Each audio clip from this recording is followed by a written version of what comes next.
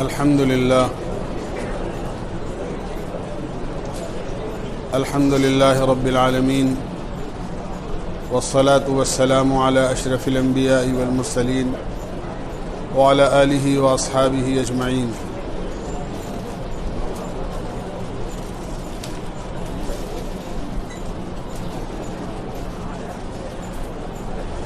بھائی ذرا خاموش ہو جائیں.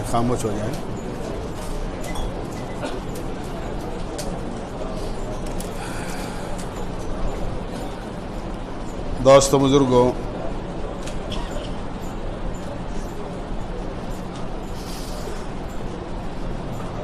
ہمیں اچھی طرح معلوم ہے کہ پوری دنیا کے حالات اس وقت میں کیسے چل رہے ہیں.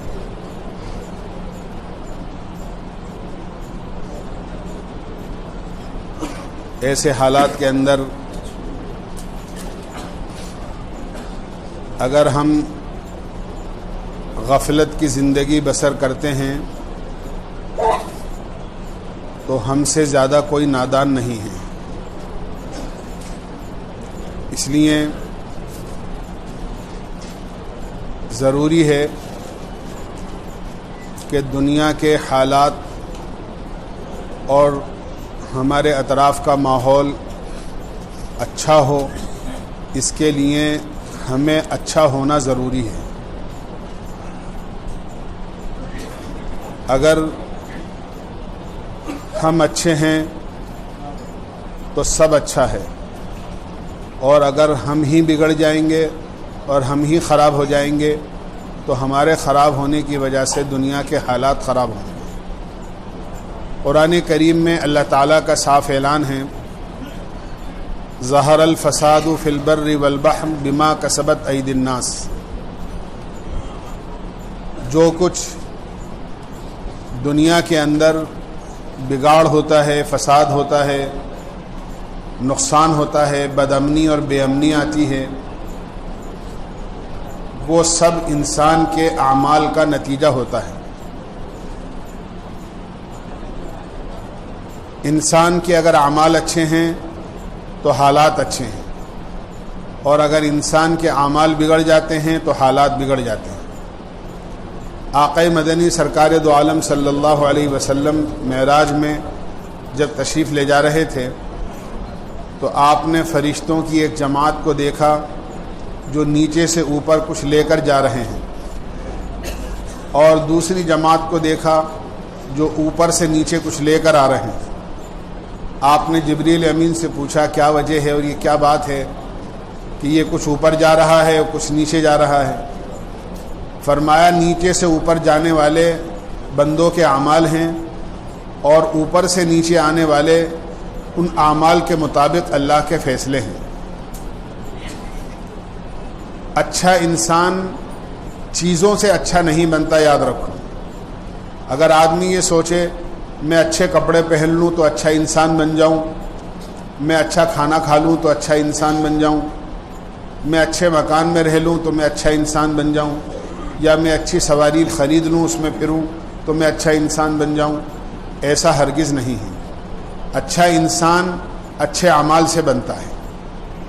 اگر ہمارا ایمان اچھا ہوگا، ہماری نماز اچھی ہوگی، ہمارا قرآن اچھا ہوگا، ہمارا اللہ سے تعلق اچھا ہوگا، ہمارے اخلاق اچھے ہوں گے، ہماری زندگی اچھی زندگی ہوگی، جیسی زندگی اللہ کے نبی علیہ الصلاۃ والسلام نے ہمیں بسر کر کے بتائی ہے، اور جیسی زندگی اللہ کے نبی علیہ الصلاۃ والسلام نے ہمیں سکھائی ہے، تو یقیناً ہم ایک اچھے انسان بنیں. یقیناً ہم ایک اچھے انسان بنیں.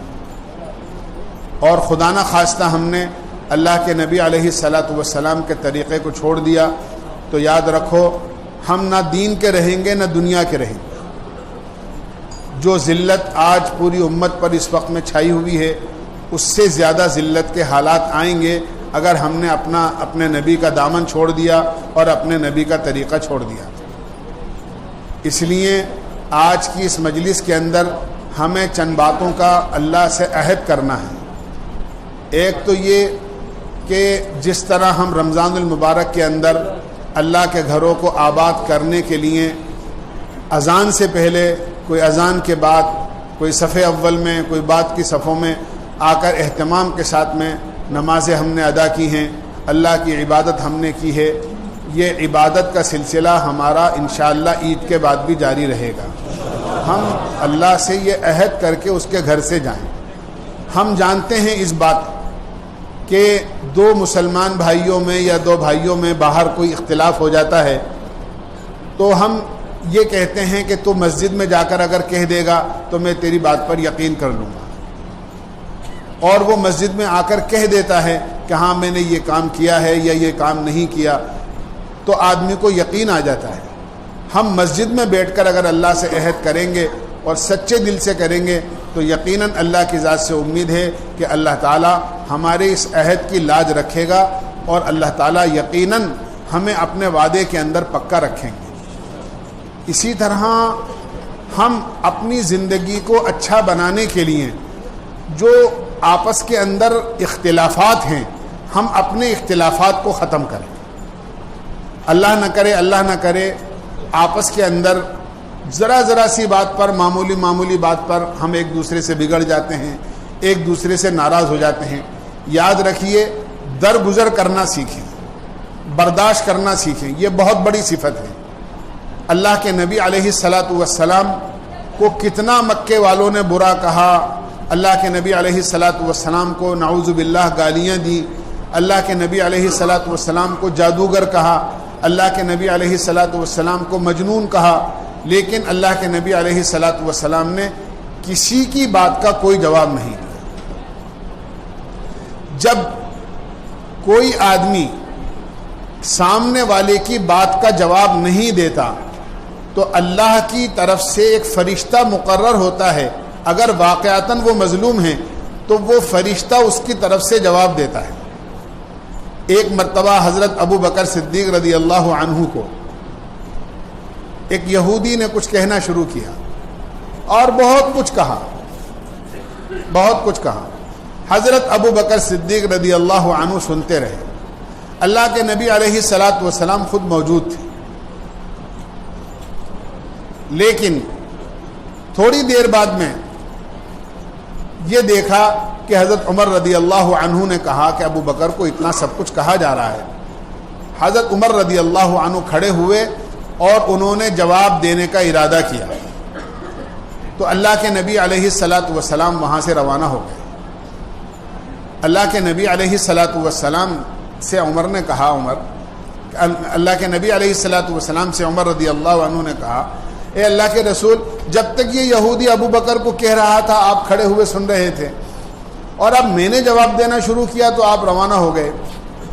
حضرت عمر رضی اللہ عنہ سے اللہ کے نبی علیہ الصلاۃ والسلام نے فرمایا، عمر، جب تک ابو بکر کو یہ یہودی کہہ رہا تھا اور اس کا جواب یہ نہیں دے رہے تھے اور کوئی جواب نہیں دے رہا تھا، تو اللہ کی طرف سے ایک فرشتہ تھا جو اس یہودی کو ابو بکر کی طرف سے جواب دے رہا تھا، لیکن جب تم نے جواب دینا شروع کیا تو وہ فرشتہ واپس چلا گیا۔ جب فرشتہ ہی واپس چلا گیا تو پھر میں رک کے کیا کروں گا، میں بھی یہاں سے جا رہا ہوں۔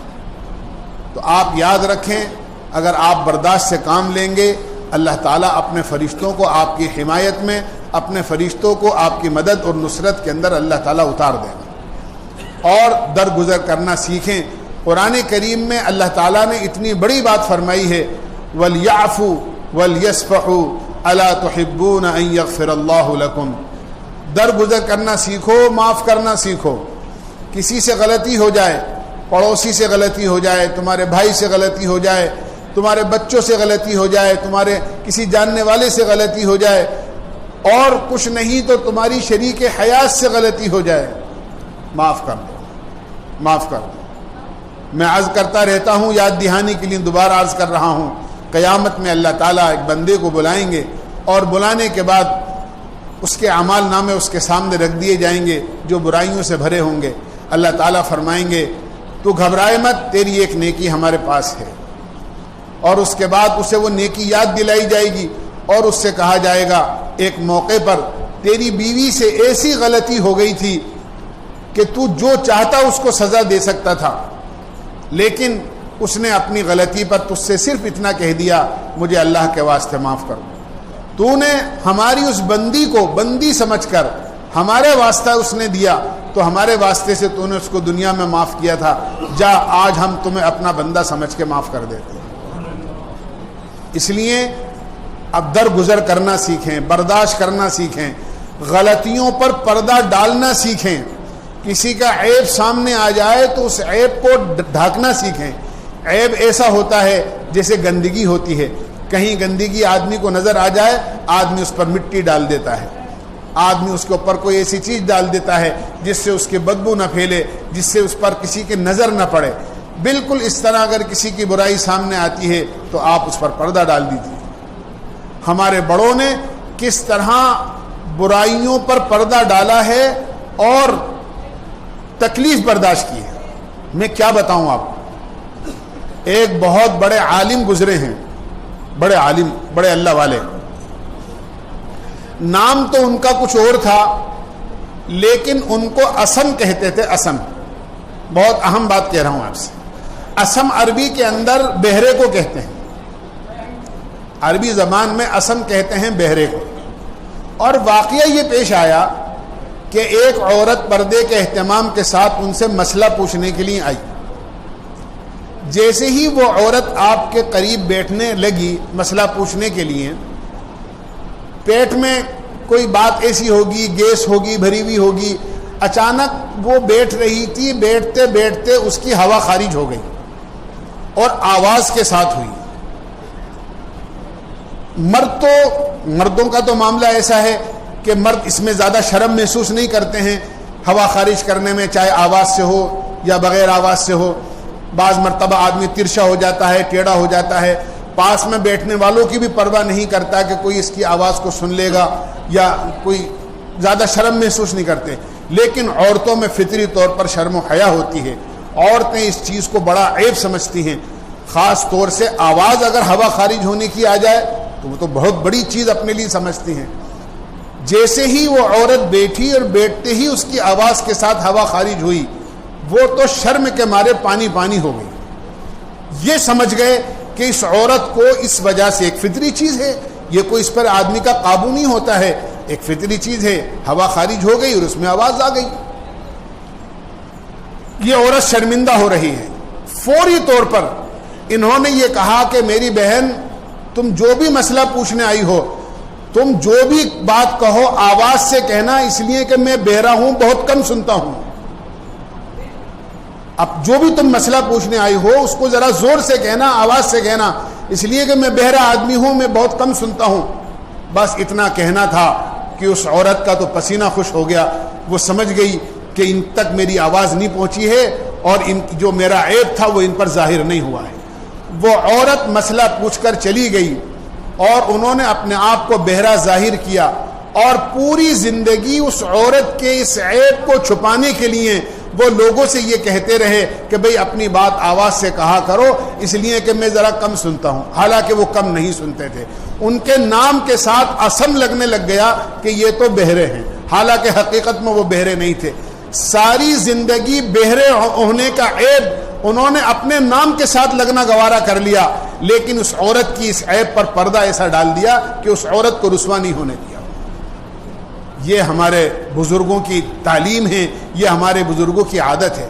میں نے ایک مثال پیش کی ہے، بہت ساری ایسی چیزیں آ جاتی ہیں جو ہمارے بھائیوں کی کوئی کمی ہوتی ہے، پڑوسی کی کمی ہوتی ہے، ہم اس پر پردہ ڈالیں، اس کو اچھالیں نہیں۔ ہمارا کام یہ ہوتا ہے کہ چھوٹی چیز کو ہم بڑا بنا کر پیش کرتے ہیں۔ اس لیے میرے بھائیوں، دوستو، بزرگوں، ایک دوسرے کو معاف کیا کرو، ایک دوسرے کو درگزر کیا کرو۔ ہم دنیا میں اللہ کے بندوں کو درگزر کریں گے، اللہ تعالیٰ آخرت کے اندر ہمیں معاف فرما دے گا، اللہ ہمیں درگزر کرے گا۔ آج دنیا میں ہم اللہ کے بندوں کے عیبوں پر پردہ ڈالیں گے، انشاءاللہ قیامت میں اللہ ہمارے عیبوں پر پردہ ڈالے گا، اور قیامت میں اللہ ہمیں رسوائی سے بچا لے گا، اور رسوائی سے اللہ ہمیں محفوظ کر لے گا۔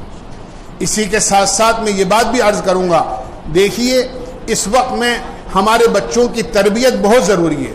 تعلیم ہم بہت کہتے ہیں، اور یقیناً ضروری ہے ہمارے بچوں کو تعلیم دلانا۔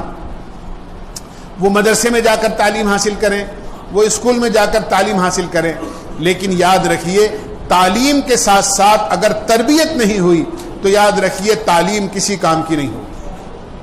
اگر تعلیم کے ساتھ تربیت نہیں ہو.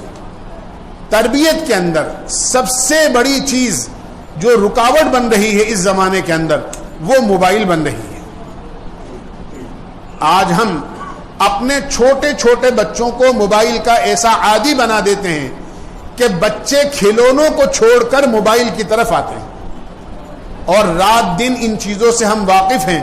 انہی موبائلوں کے اندر ہم یہ چیز بھی دیکھتے ہیں کہ چھوٹے بچے جو کمزور ذہن کے ہوتے ہیں, کمزور دماغ کے ہوتے ہیں, کمزور ہاتھ پیروں کے ہوتے ہیں, کمزور دل کے ہوتے ہیں, جب وہ دیر تک موبائل کو اپنے ہاتھ میں رکھتے ہیں یا اپنی آنکھوں سے دیر تک موبائل کو دیکھتے ہیں تو وہ طرح طرح کی بیماریوں میں مبتلا ہو جاتے ہیں.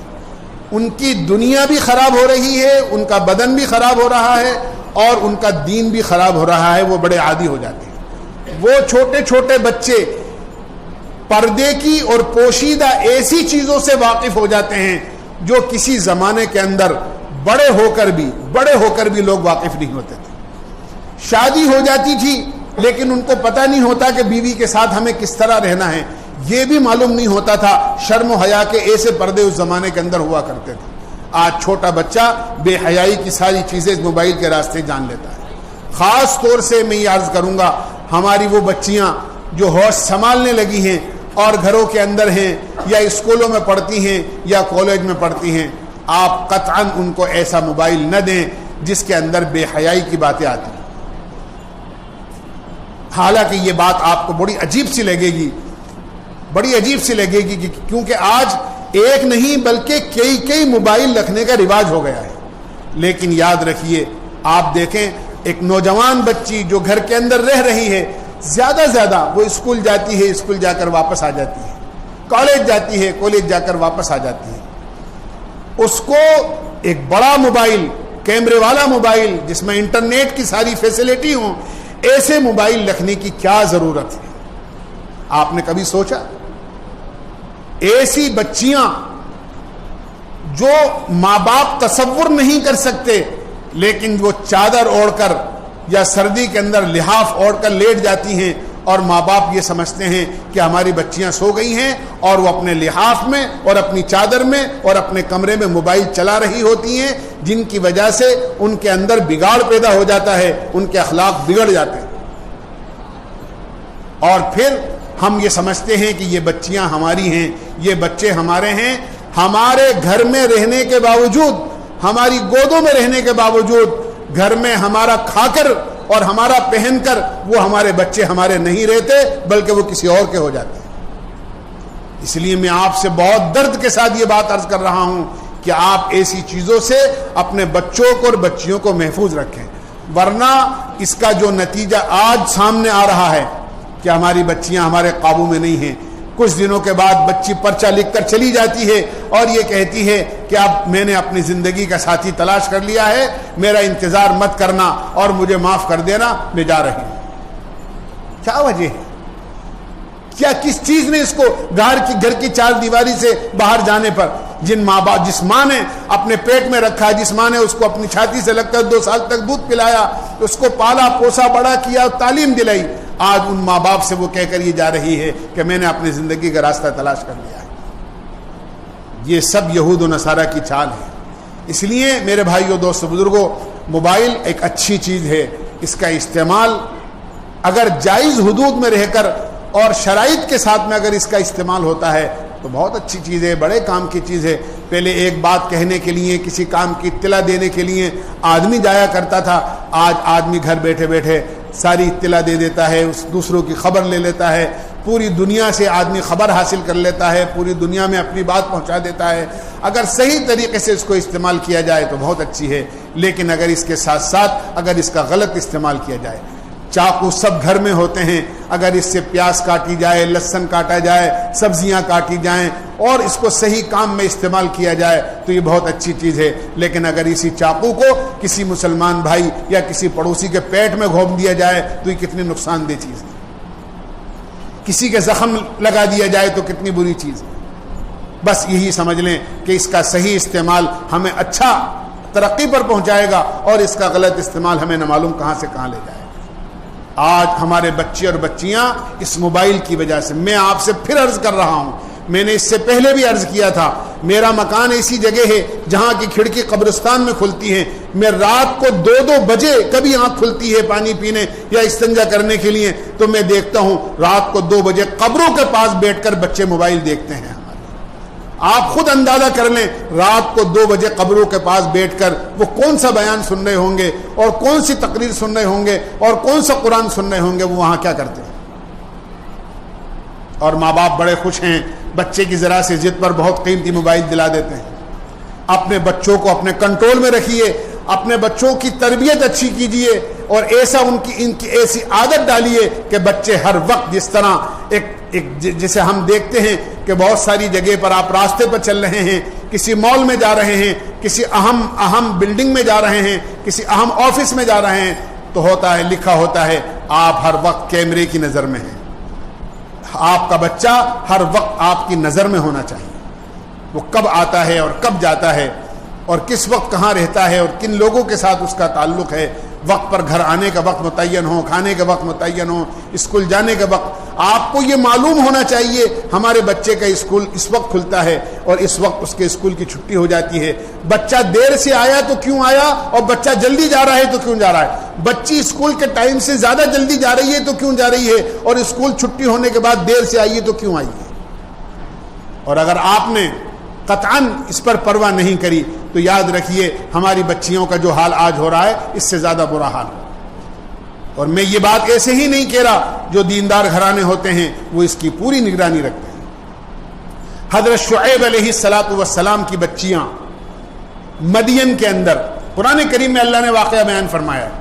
شعیب علیہ الصلاۃ والسلام کی بچیاں، جوان بچیاں، بوڑھے باپ تھے، گھر میں کوئی مرد نہیں تھا، دونوں جوان بچیاں کنویں پر پانی بھرنے جاتی تھیں، لیکن شرم و حیا کا ماحول تھا. جب